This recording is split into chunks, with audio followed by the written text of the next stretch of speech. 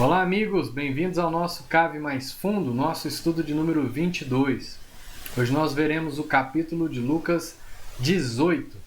Lembrando que essa é uma iniciativa da Igreja Cristã Sal da Terra que se reúne no bairro Dom Almir, em Uberlândia, Minas Gerais. E a nossa intenção ao disponibilizar essa ferramenta é auxiliar você, te ajudar na sua leitura, compreensão, nos seus estudos bíblicos para que você possa crescer como um discípulo, como um filho de Deus. E eu espero que a gente consiga contribuir com isso. Como sempre, então, a gente vai para a nossa leitura, né? Nós veremos os versos 1 até o 43, que compõem todo o capítulo 18 de Lucas. Nós começaremos com a leitura dos versos 1 até o 8, que diz assim: Então Jesus contou aos seus discípulos uma parábola, para mostrar-lhes que eles deviam orar sempre e nunca desanimar. Ele disse: Em certa cidade havia um juiz que não temia a Deus nem se importava com os homens. E havia naquela cidade uma viúva que se dirigia continuamente a ele, suplicando-lhe: Faze-me justiça contra o meu adversário. Por algum tempo ele se recusou, mas finalmente disse a si mesmo: Embora eu não tema a Deus e nem me importe com os homens, esta viúva está me aborrecendo. Vou fazer-lhe justiça para que ela não venha me importunar. E o Senhor continuou: Ouçam o que diz o juiz injusto. Acaso Deus não fará justiça aos seus escolhidos, que clamam a Ele dia e noite? Continuará fazendo-os esperar? Eu lhes digo, ele lhes fará justiça e depressa. Contudo, quando o Filho do Homem vier, encontrará fé na terra? Bom, a primeira coisa que é interessante a gente observar é que Jesus está dando aí uma continuação, está fazendo uma continuação. Apesar de ter colocado aí, como uma segunda observação, eu queria que a gente fizesse ela primeiro.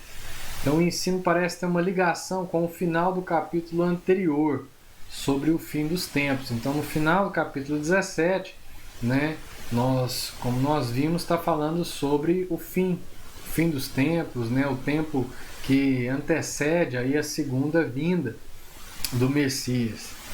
Então não há uma ruptura, não há uma palavra que seja clara no sentido de continuidade, como nós já vimos várias vezes, portanto, então, mas o texto dá a entender que não há uma ruptura, mas que há uma continuidade. A gente observa isso pelo último versículo. Eu queria que você olhasse comigo aqui, o último versículo é o verso 8.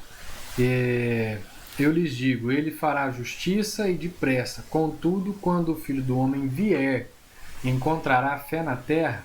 Então, aí, a partir desse trecho, a gente consegue perceber que há uma ligação entre o texto anterior e o novo. Eu não sei se você sabe, eu também não me lembro se eu já mencionei aqui, mas a questão de capítulos e versículos nos textos das Escrituras é uma questão mais recente, tá? Não é do seu original, não foi escrito dessa forma, isso foi introduzido, foi colocado depois. Então pode muito bem ser lido de forma corrida, continuada, tá? Mas nós aproveitamos a divisão em capítulos e versículos para poder facilitar a nossa leitura, ok? Então, sendo assim, parece que Jesus está ensinando que a forma de preparo para seu retorno é por meio da oração constante e animada. Como que a gente vê isso? Logo na introdução do capítulo, onde Lucas mostra aí a sua intenção, a intenção de Jesus. Ele diz: Então Jesus contou aos seus discípulos uma parábola. Então, ele contou aos discípulos uma parábola, para mostrar-lhes que eles deviam orar sempre e nunca desanimar. Então a gente consegue observar a continuidade a partir mais claramente, do início também dá para a gente observar, mas do final aí, do verso 8, mais claramente a continuidade com a história anterior. Então Jesus vai lá, conta uma parábola, e qual o objetivo de contar essa parábola? Motivar, incentivar, explicar, deixar claro que eles deviam, os discípulos deveriam orar sempre e nunca desanimar. Então Lucas deixa claro o motivo pelo qual Jesus contou a parábola. Até o verso 14, Jesus trata sobre oração. Agora eu estou falando do capítulo todo, tá? Então até o verso 14, o capítulo todo, não, dessa parte inicial, né? Então, até o verso 14, Jesus trata sobre a oração. Dos versos 1 a 8, fala sobre a constância e o ânimo da oração. E dos versos 9 até o 14, que nós veremos posteriormente, fala da postura durante a oração, da postura na oração, ok? Então vamos lá, o juiz. Quem é esse juiz? Né? Aí diz, na parábola de Jesus, tem um juiz que era um juiz que não se importava com Deus, não se importava com as coisas de Deus, e o próprio juiz diz, né, ele falando de si, na parábola de Jesus, que ele não se importava sequer com os homens. Então era um homem indisposto, era um homem com uma disposição zero, né? Tanto para Deus quanto para os homens. Mas lá também tinha uma viúva que importunava ele constantemente. Bom, então vamos observar quem era esse juiz. Certamente era um juiz romano. Por que a gente sabe disso? Porque ele não tinha ligação alguma com a fé e a esperança de Israel. É isso que Jesus está dizendo quando diz, olha, ele era alguém que não se importava com as coisas de Deus. Né? E ele mesmo diz que não se importava nem sequer com os homens. Então era alguém diferente dos juízes que eram colocados, né, no sinédrio lá para poder julgar as questões que envolviam as questões religiosas, né? Então não era um juiz religioso, não era um juiz do povo, então provavelmente era um juiz romano, tá? Por isso era alguém que não se importava com a justiça e o cuidado das viúvas, que também era algo pertencente à religião. Se ele fosse alguém ligado, se Jesus dissesse que ele era um juiz ligado às questões de Deus, que se importava com as coisas de Deus, automaticamente ele então se importaria com a causa da viúva, com a causa do órfão, com a causa do pobre, com a causa do estrangeiro. Ok? Porque isso faz parte de toda aquela construção religiosa desde o Antigo Testamento. Então, por ser alguém romano, por ser alguém desligado dessas questões religiosas, ele não se importava com a justiça, porque a justiça era um critério já impregnado, muito presente nas questões religiosas. Toda a construção religiosa ela é baseada na justiça, né, do Antigo Testamento, e também o cuidado com as viúvas, como ensinava a lei judaica. Sua indisposição parece apontar para o seu estado de espírito. Era essa palavra que eu estava procurando agora há pouco e não encontrei, né? Então, não se importava com Deus, não se importava com os homens, não se importava com a justiça, no caso da viúva, tá? Então o seu estado de espírito era um estado indisposto, né? Mas essa mulher importunava esse homem, ou seja, ela estava lá insistindo, né, constantemente. Jesus ensina com base em um juiz não interessado nas coisas religiosas que se ele age assim, quanto mais Deus, que é justo juiz, né? Com isso, Jesus incentiva uma vida de oração pautada na justiça atenta de Deus. Então, Jesus está falando para os seus discípulos, Jesus está falando para alguém que foi criado, para alguém que está ambientalizado, está dentro do ambiente, né, de toda a construção religiosa judaica e agora está com o próprio Messias. Então Jesus não está dizendo que Deus é como o juiz, preste atenção nisso. Jesus, quando usa essa história, essa figura desse juiz romano, ele não está comparando Deus a esse juiz. Ele está dizendo que se esse juiz, duro do jeito que é, com a importunação dessa mulher, ainda, né, nem ele resiste a essa importunação, vai lá e faz, quanto mais Deus que está disponível, quanto mais Deus que é justo e tem uma justiça atenta. Né? Quanto mais ele, então, não vai nos atender prontamente? Claro que vai, é isso que Jesus diz, claro que vai. Faz-me justiça, é o que a mulher pede. Né? O que conduzia a mulher constantemente ao juiz não era uma barganha. Então aí cabe a gente observar que a postura dessa mulher não era de alguém que ia lá barganhar. Tipo assim, o juiz julga falsamente a minha causa. Não era esse o caso. Mas era o caso de quem procurava juiz buscando justiça. Julgue com justiça. Eu quero justiça nessa causa entre eu e meu adversário. O interesse da mulher no juiz, com seu poder, não era o benefício próprio, mas a justiça. Justiça, gente, não é benefício próprio. Muitas vezes a gente, sem discernir as nossas intenções, né, e sem compreender bem o que é justiça, leva uma causa, né, adiante, buscando ganhar, ainda que falsamente, né? Isso é quem busca a justiça, não buscando justiça, busca a autoridade, o juiz, não procurando justiça, mas busca essa figura buscando benefício próprio. Isso não é justiça, diferente dessa mulher.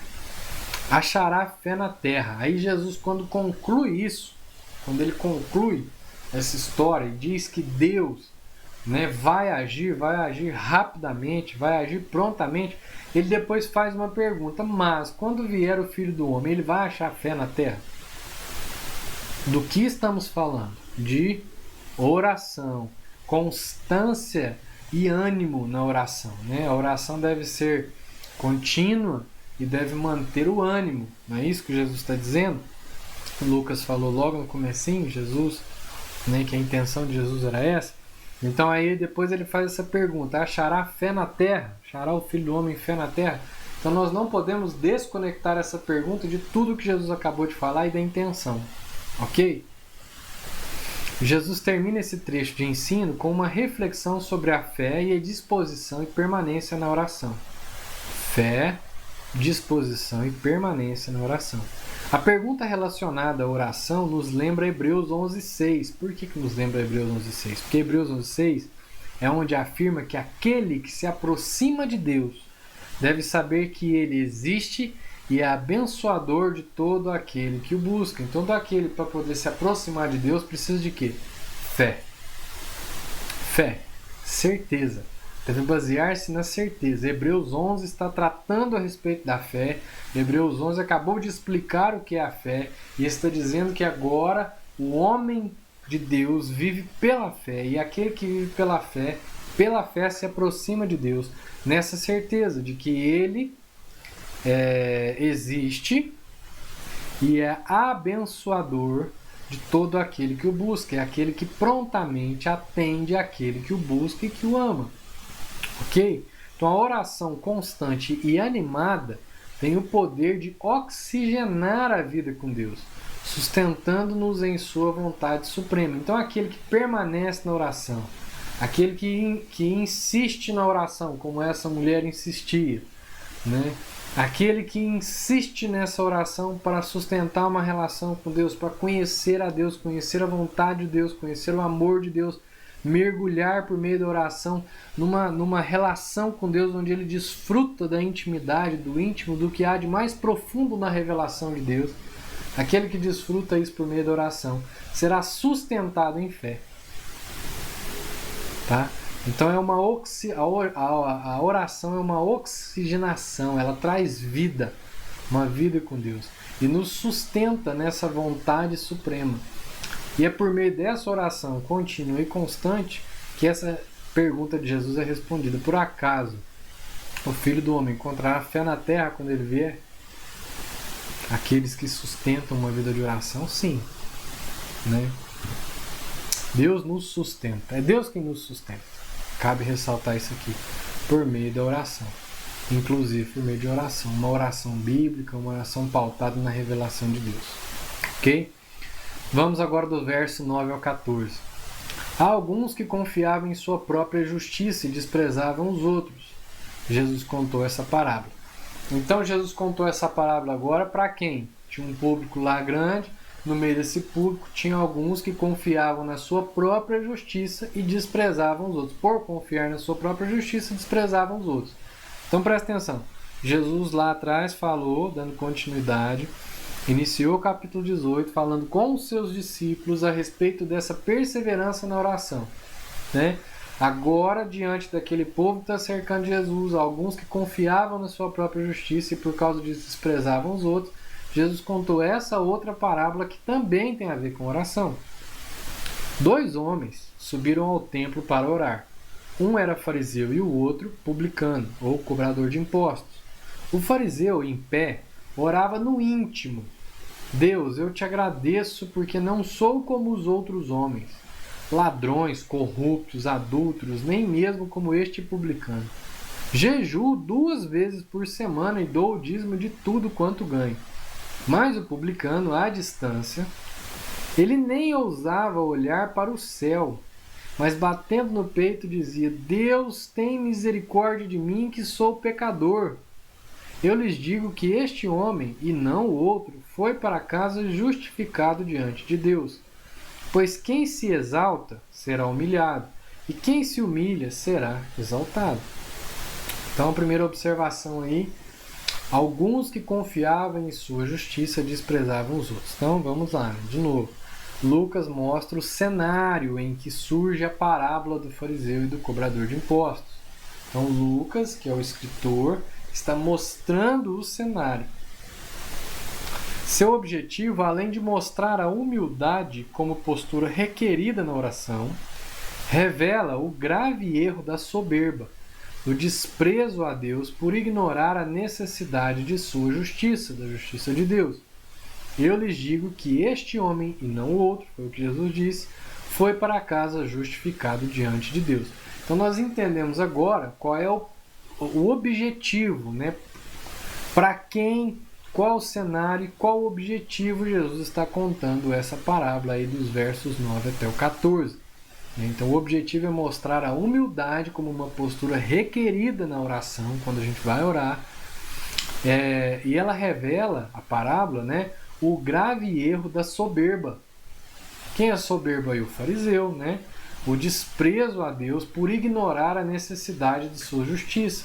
Então o fariseu, confiante na justiça própria, despreza a sua necessidade, a sua real condição de carente da justiça de Deus. Ok? E aí Jesus conclui, né, dizendo isso.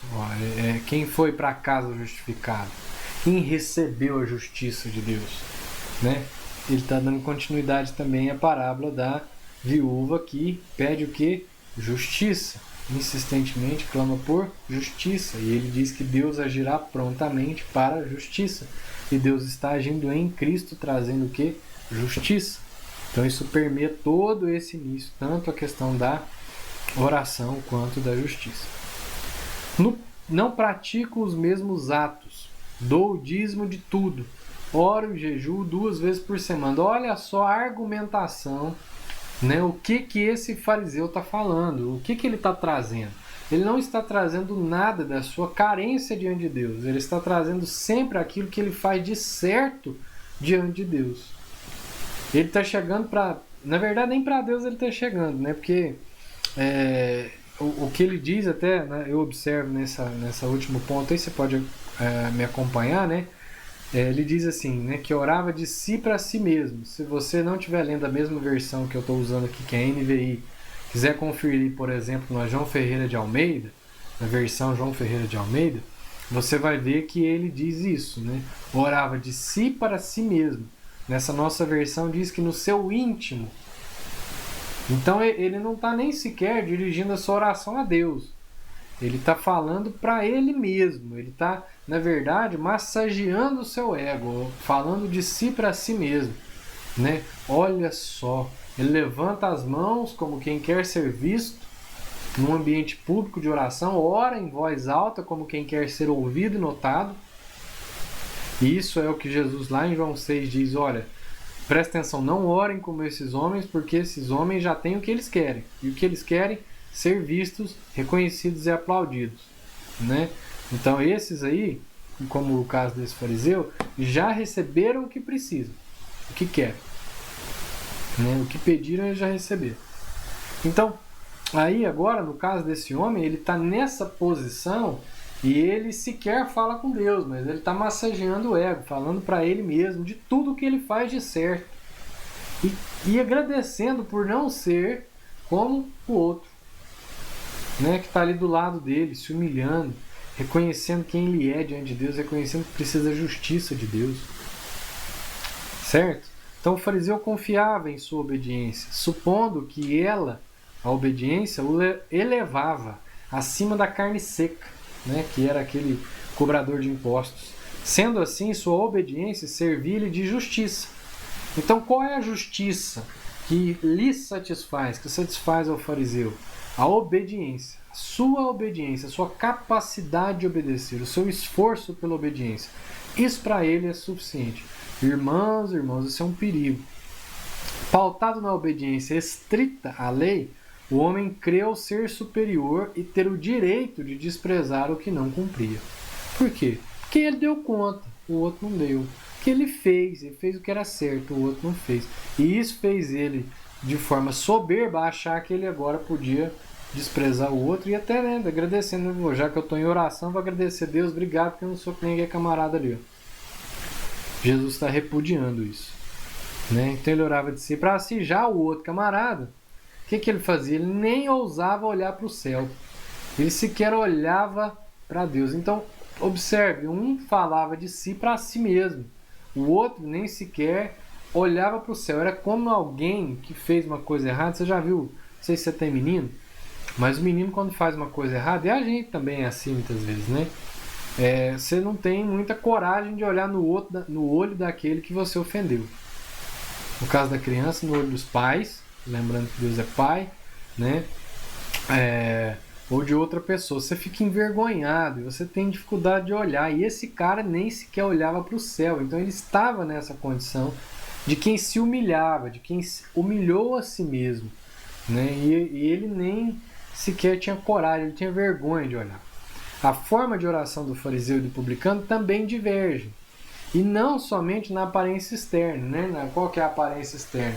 O fariseu com as mãos levantadas, orando em voz alta, e o publicano, o cobrador de impostos, deitado, prostrado no chão, nem olhava para cima, batia no peito e gemia. Essa era a diferença externa deles, mas a diferença não era só externa, A diferença era também interna, na sua motivação, na sua disposição interior, e a quem é direcionado. Ok? Espero ter concluído aqui, Fiquei na dúvida se eu deixei tudo claro, mas acredito que sim, peguei nos pontos principais que eu queria que vocês observassem. Versos agora do 15 ao 17, Faltou aí no meu título, faltou um 5. Me perdoem. O povo também estava trazendo criancinhas para que Jesus tocasse nelas. Ao verem isto, os discípulos, quem fez isso não foi fariseu não, agora quem fez isso foram os discípulos, viu? Ao verem isto, os discípulos repreendiam os que as tinham trazido. Mas Jesus chamou a si as crianças e disse: deixem vir a minhas crianças, e não as impeçam, pois o reino de Deus pertence aos que são semelhantes a elas. Em outra versão, pertence a elas. Digo-lhes a verdade: quem não receber o reino de Deus como uma criança, nunca entrará nele. Vamos lá. Todo esse cenário ainda não mudou, ao que parece, Então, o povo estava trazendo as criancinhas. O olhar de importância para as crianças na sociedade é muito recente. O lugar da criança na sociedade é muito recente. O estatuto da criança e do adolescente é muito recente. Talvez seja mais novo que você que está... É mais novo que eu, talvez seja mais novo que você que está aí fazendo esse estudo comigo. Talvez. Então, esse olhar, essa construção da criança, do lugar da criança, da proteção que a gente tem que ter a criança, da atenção que deve se dar à criança é muito recente. Criança antigamente não tinha essa atenção. Imagina nessa época de Jesus. Criança é um serzinho que atrapalha. Tira a ordem do negócio. O adulto ele quer silêncio, quer prestar atenção, ele quer conversar de coisas sérias. A criança não, a criança quer brincar, quer fazer piada. A criança quer divertir, ela tem outra frequência, E ali Jesus está falando de coisas sérias, o negócio é sério, o povo está trazendo as crianças, como eles levavam para os rabis na época, era algo comum, para poder abençoar as crianças. Então está chegando aquele tanto de criança e os discípulos estão tentando botar ordem no culto. Fala assim, não, o negócio é que as crianças estão atrapalhando o culto. E Jesus fala assim, não, para tudo, minha atenção é a essas crianças. E ele faz todo o ensino em cima disso. Então, na época de Jesus, as crianças não eram tidas como de muita importância, por isso, seus discípulos, pensando estar ajudando, impediam as crianças trazidas pelo povo de serem abençoadas por Jesus. ato comum. Coloquei errado aí dos fariseus, mas não era dos fariseus, tá? O ato comum dos rabis. Quem não receber o reino como criança nunca entrará nele. Observe essa tradução da NVI, né? Nunca entrará nele. Então, o que isso, ao dizer nunca, o que passa a ser um critério, né? Qual que é o critério? Receber o reino como criança. Como uma criança. Então, Jesus está falando agora das questões que são características das crianças. Então, quem vai receber o reino deve receber o reino como uma criança recebe. Como que uma criança recebe o reino? O que é característico na criança? Né? O que Jesus está dizendo, o que ele não está dizendo. É importante a gente observar isso. Então, Jesus aproveita o ambiente para, mais uma vez, ensinar sobre a disposição exigida para se receber ou entrar no reino de Deus. Os aspectos da infância que Jesus parece ressaltar são a disponibilidade, né? A criança, ela é o quê? Ela está disponível. Você não vai ver a criança, vamos em tal lugar, vamos fazer tal coisa. É difícil. Se for do interesse da criança, é difícil você ver ela falando assim, não, porque eu tenho que fazer outra coisa, eu já tenho um compromisso, tenho não sei o quê. Não vai ver isso na criança, né? Raramente, talvez, você veja isso na criança. Ele ressalta aí também a disposição. É interessante como Jesus, quando foi chamando os discípulos, eles prontamente o seguiam, deixavam tudo e seguiam. Então, os discípulos receberam o reino como criança quando foram chamados ao discipulado, né? Eles receberam com disponibilidade, eles não se embaraçaram com as coisas desse mundo, eles foram disponíveis e eles foram prontamente, ou seja, tiveram também disposição, né? A autenticidade, a criança ela é muito autêntica, a criança não tem geralmente a preocupação que o adulto tem de se maquiar, de se disfarçar às vezes, né? De se produzir para poder agradar o outro. Não, a criança ela é autêntica, a criança é criança e isso é algo muito bonito e gostoso de se ver nas crianças, né? Outra coisa também que vale ressaltar, a confiança e a ausência de negociações. Então a criança, ela geralmente confia. Em quem ela conhece, ela confia. Né? Se você colocar a criança no lugar alto e você é o pai e falar assim, pula, quanto menor, mais facilidade ela tem disso, de pular e você agarrar ela. Por quê? Porque ela está totalmente confiante na sua promessa de que você não vai deixar ela cair. Né? Então a criança tem essa confiança e a criança também apresenta uma ausência de negociações.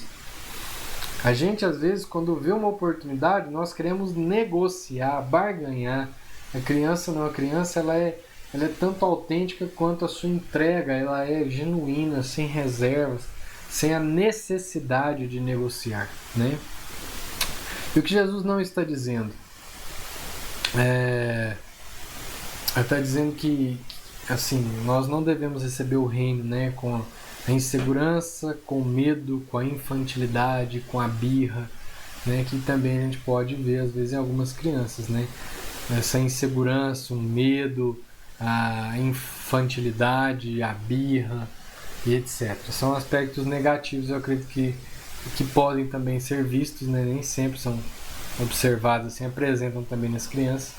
Então, Jesus não está dizendo isso. Só para a gente poder fechar de forma geral, ok? Versos 18 até o 30, quase terminando já. Certo homem importante, quem era esse homem? Era um homem importante.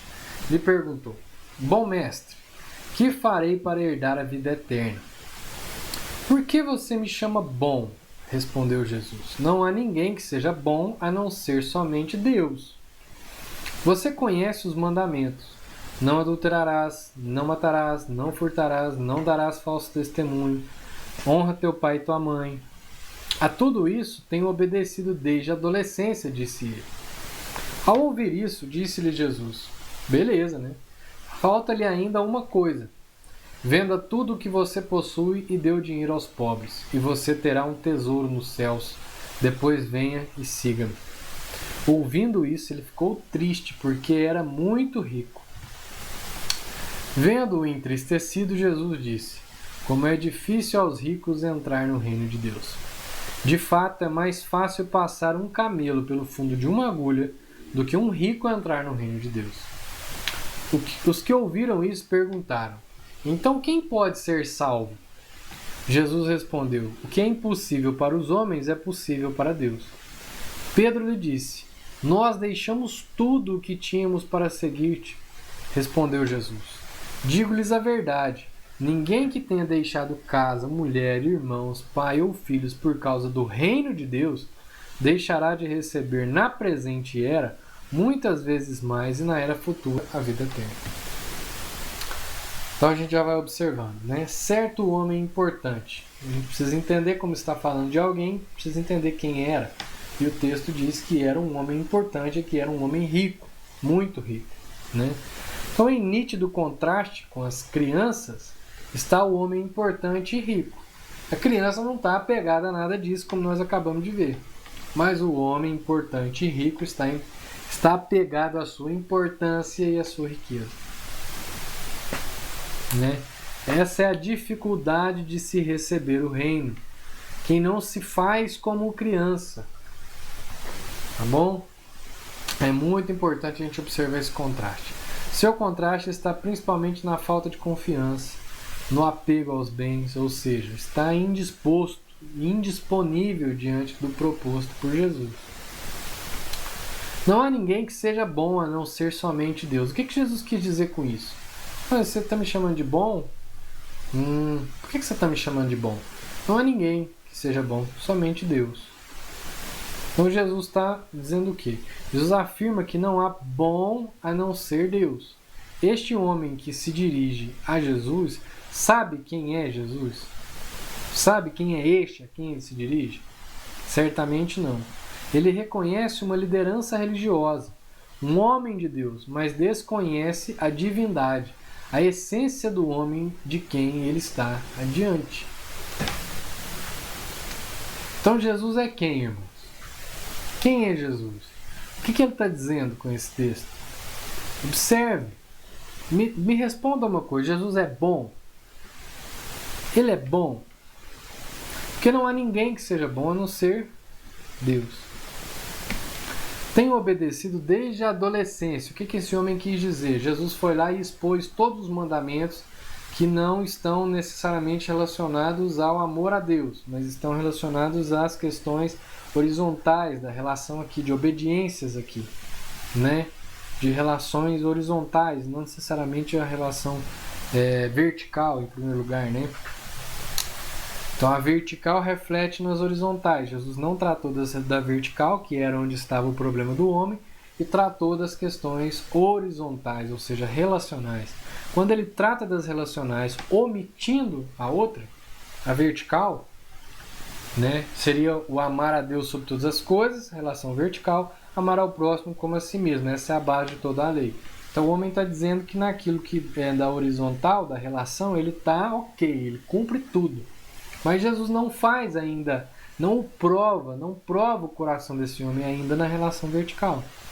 Então, quando ele diz da relação horizontal, o homem fala assim: eu já obedeço a isso desde a adolescência. Por que ele diz desde a adolescência e não diz desde a infância, ou não diz toda a minha vida? Porque era do costume judeu, né? A partir dos 13 anos, você passar por um processo de discipulado, você assumia um compromisso diante da lei, um compromisso de obediência à lei. Por isso ele diz desde a sua adolescência, o termo usado aqui, adolescência, né? Então, desde os 13 anos, quando era considerado um homem e assumia a responsabilidade religiosa. Isso que quer dizer. Bom, falta-lhe ainda uma coisa, Jesus diz. Bom, beleza, das relações horizontais que eu te perguntei, você tá ok, né? Tá. Então agora é o seguinte, falta uma coisa. Falta a relação vertical. Jesus não questiona a obediência religiosa do homem, mas põe em prova o seu coração. Jesus afirma ser impossível servir a dois senhores. Não é isso que ele diz? A Deus e ao dinheiro. Esses são os dois senhores. Na prova do coração do homem, ele falhou no primeiro mandamento. Que primeiro mandamento? Que base dos mandamentos é essa? Do primeiro mandamento. Há um só Deus, o Senhor. Amará, pois, o Senhor seu Deus de todo o coração, com toda a força, com todo o entendimento. Não tenha, ó Israel, diante de vocês outros deuses. Não podem ter outros deuses, senão vocês vão correr no pecado de quê? De idolatria. Não tenham sobre vocês outros senhores, senão vocês estarão sob pecado de idolatria. Então esse homem falhou onde? Nessa relação, que é a base de toda a lei. Quando o seu coração foi posto em prova, aí se expôs a essa ruína, né? É mais fácil passar um camelo pelo fundo de uma agulha do que um rico entrar no reino de Deus. A gente já ouviu muita coisa a respeito disso, né? Quem é esse camelo? Quem é essa agulha? A agulha era um buraquinho, né? O camelo é o camelo mesmo, sempre foi, né?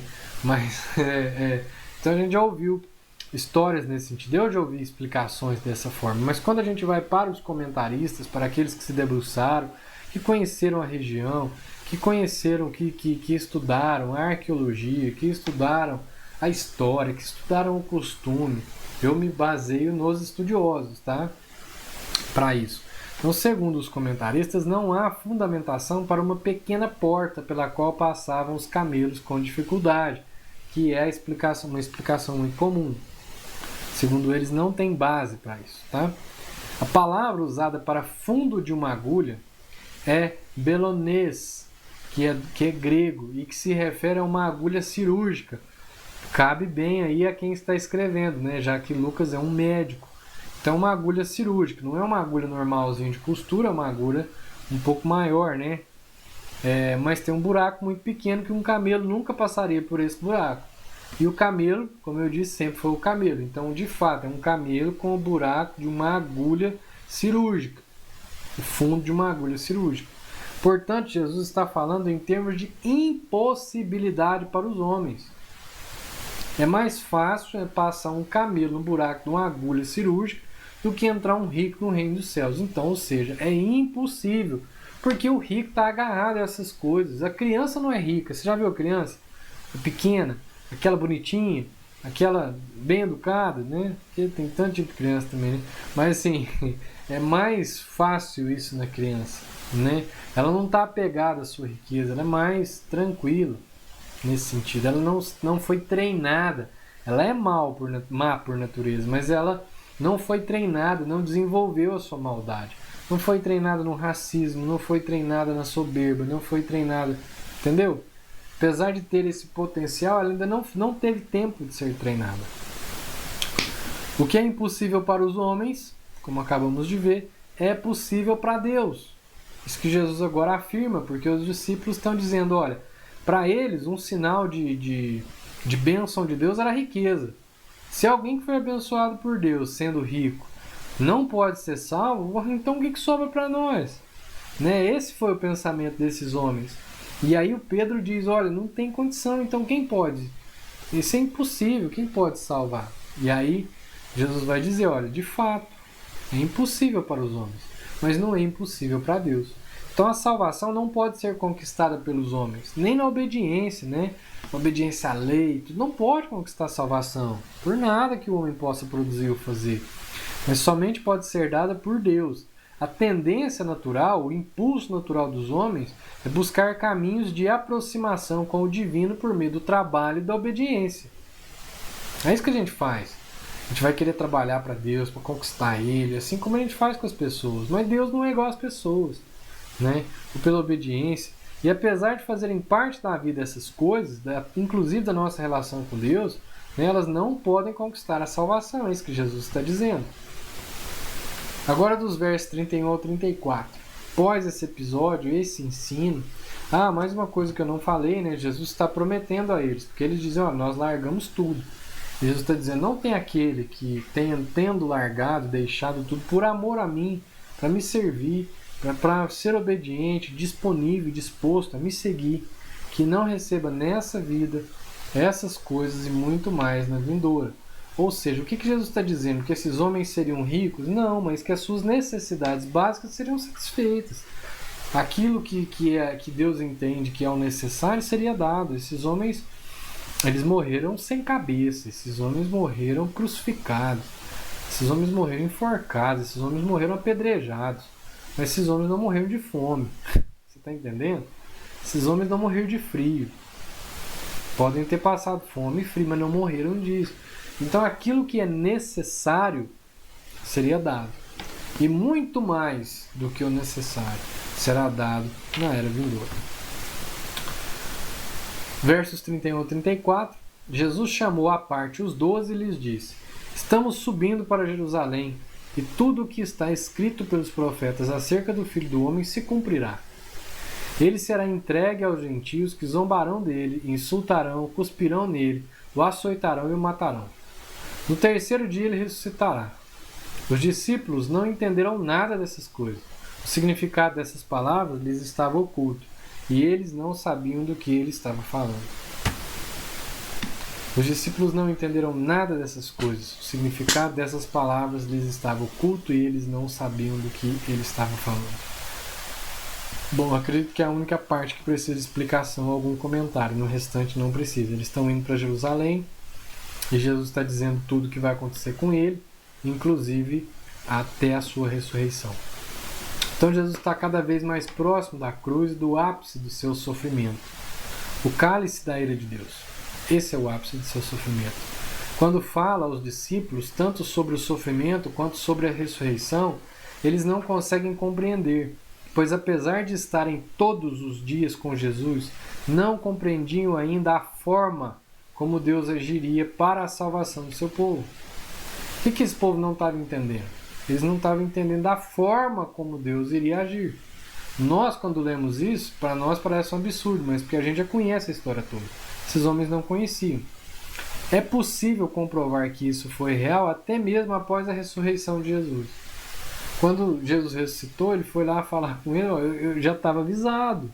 Isso já foi dito. Quando ele encontra com as mulheres, ele fala, eu ressuscitei conforme eu já havia avisado, conforme já havia dito. Versos 35 a 43 são os últimos, para a gente poder finalizar. Ao aproximar-se Jesus de Jericó, um homem cego estava sentado à beira do caminho pedindo esmola. Quando ouviu a multidão passando, ele perguntou o que estava acontecendo. Disseram-lhe, Jesus de Nazaré está passando. Então ele se pôs a gritar, Jesus, filho de Davi, tem misericórdia de mim. Os que iam adiante o repreendiam para que ficasse quieto, mas ele gritava ainda mais, Filho de Davi, tem misericórdia de mim. Jesus parou e ordenou que o homem lhe fosse trazido. Quando ele chegou perto, Jesus perguntou-lhe, o que você quer que eu lhe faça? Senhor, eu quero ver, respondeu ele. Jesus lhe disse, recupere a visão, a sua fé o curou. Imediatamente ele recuperou a visão e seguia a Jesus glorificando a Deus. Quando todo o povo viu isso, deu louvores a Deus. Vamos lá, primeiro com o lugar, né? É citado uma cidade que é Jericó. Se a gente conferir aí Mateus 20, do 29 ao 34, é uma outra forma de se contar essa história, por Mateus. É Mateus contando a mesma história. Marcos 10, 46 a 52, é Marcos contando essa história, né? A gente vai ver aí algumas diferenças. Então Lucas indica que eles estavam chegando a Jericó. Então, ao que Lucas aparenta aí, né, está dizendo, eles estavam chegando em Jericó. Enquanto que Mateus e Marcos afirmam que Jesus estava saindo da cidade. Então, como que a gente vai resolver esse dilema? Vamos apelar aos estudiosos, né? É uma forma da gente entender isso. Então, Mateus ainda afirma que eram 2 cegos. Não tem mais essa diferença. Quando Mateus fala, ele fala de 2 cegos. Então, a gente já sabe que as formas de contar e a forma de observar de cada um é diferente. Um prestou mais atenção num detalhe que o outro. E isso não diverge. Na essência, no fato, no que está acontecendo, não diverge. A única diferença é que Mateus diz que eram 2, Mateus e Marcos diz que ele estava saindo da cidade e Lucas diz que ele estava chegando. Quanto ao local, provavelmente Lucas está falando sobre a nova Jericó construída por Herodes. Então a gente precisa lembrar que Lucas não era um judeu. Tá? Lucas era um gentil. Lucas era um cara que andava com Paulo e está escrevendo não necessariamente para judeus, mas provavelmente para Teófilo e aqueles, né, como Teófilo, que eram gentios, romanos talvez. Tá? Então cabe observar isso. Então ele está falando da nova Jericó, foi construída por Herodes, localizada a cerca de 1,5 km da cidade antiga. Então, os outros 2 estão observando do ponto de vista da Jericó antiga. Então, do ponto de vista da Jericó antiga, Jesus estava saindo da cidade. do ponto de vista da Jericó Nova, que foi construída cerca de 1,5 km da outra cidade, né? É pouquíssima coisa. Ele estava entrando então na cidade nova, ok? Ouviu a multidão. Então o camarada estava lá, né, e ouviu a multidão. É provável que essa multidão que ele ouviu, ele era cego, então ele, né, só ouvia, era composta por seguidores de Jesus em um número maior por causa da rota dos que se dirigiam à festa da Páscoa em Jerusalém. Então ali tinha certamente um grande número de pessoas, que a gente sabe que era multidão, que seguia Jesus.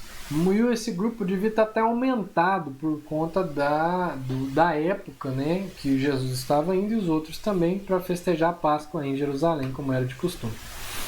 Ele se pôs a gritar quando soube que ele era o filho, que era Jesus de Nazaré. Né? Ele diz: filho de Davi, tem misericórdia de mim. Presta atenção no que esse homem está gritando. Filho de Davi. O que isso quer dizer? Quer dizer que esse homem associou a Jesus, ele sabia que Jesus era o Messias. Ele falou assim: Jesus é o filho de Davi, então é o Messias esperado.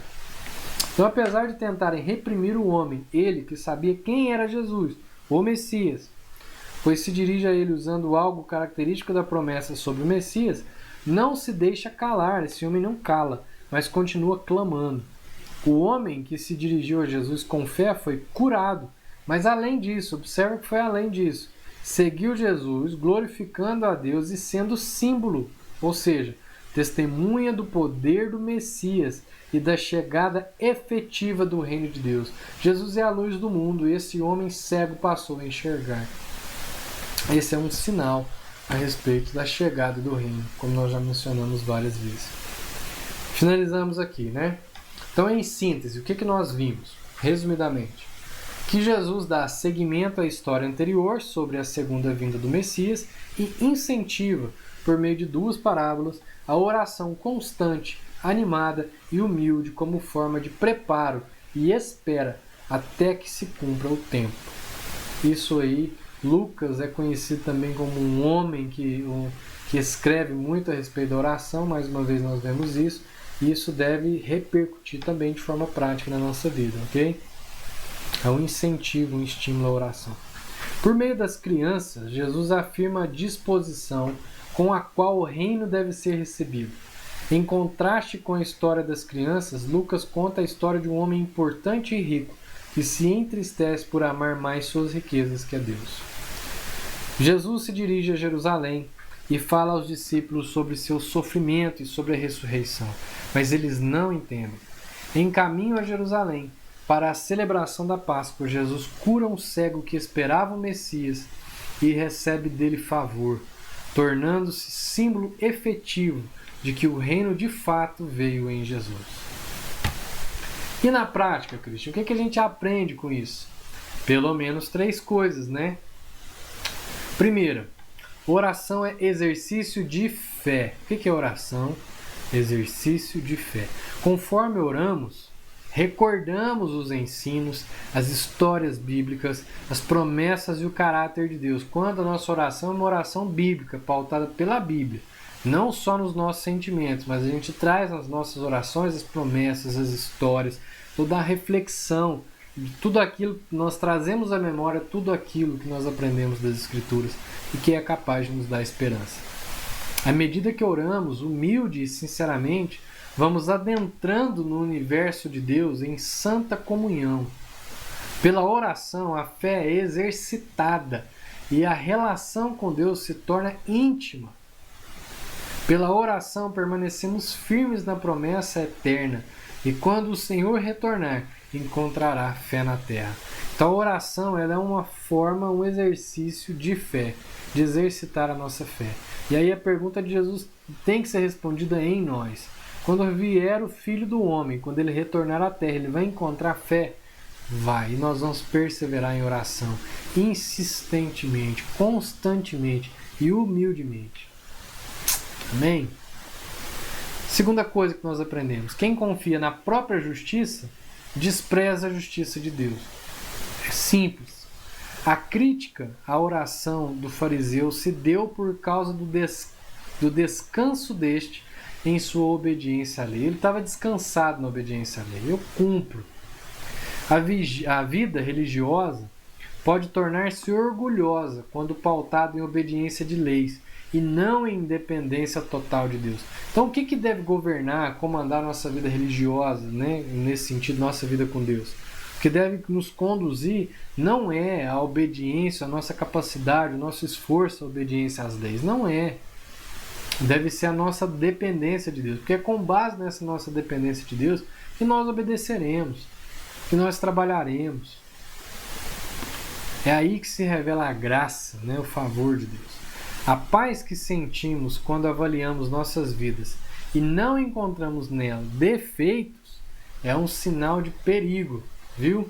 Quando você for analisar a sua vida e você, com base na sua obediência, na sua forma correta de viver, você sentir paz e descanso, você liga o sinal vermelho, porque esse é um sinal de perigo, piscando. Amém? Terceira coisa que nós podemos aprender: rico é todo aquele que ama mais qualquer outra coisa do que a Deus. Um morador de rua pode fazer de seu papelão sua riqueza. O papelão que ele dorme, tá? Para quem não conhecer dessa realidade. Assim como um empresário com seus milhões também pode ser rico da mesma forma. A raiz do problema está no coração e não na conta bancária. Como Jesus disse, para Deus não é impossível. Sendo assim, o coração do homem, quando exposto diante de Deus, será conduzido ao arrependimento e ao amor a Deus sobre tudo e com tudo que possui. O amor a Deus será sobre tudo, e porque ele é sobre tudo, o homem vai usar de tudo que possui para amar a Deus e demonstrar esse amor.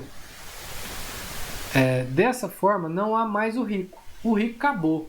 Cadê o rico? Morreu quando ele converteu. O que ele é agora? Um administrador das coisas de Deus. Só isso. Ok? Eu acho que isso é bem prático. Não é fácil, mas é bem prático. Bom, meus irmãos, nós terminamos por aqui. Espero que tenha te ajudado, tenha facilitado para você a compreensão, a leitura desse texto e conseguido colocar algumas aplicações. Não se limite às minhas aplicações, mas faça outras a partir da reflexão do texto. Ok? Te espero aí na próxima segunda, às 19 horas, se Deus nos permitir. E se inscreva no nosso canal se você ainda não fez isso. Tá? Se você gostou, curte, compartilhe, use as hashtags Cave Mais Fundo, Vem Pro Dom, Igreja que Serve. Se você tem algo a complementar, a discordar, tá? A elogiar, faça isso sempre pautado nas Escrituras. Ok? É isso aí. Que Deus abençoe. Até a próxima, se o Senhor nos permitir.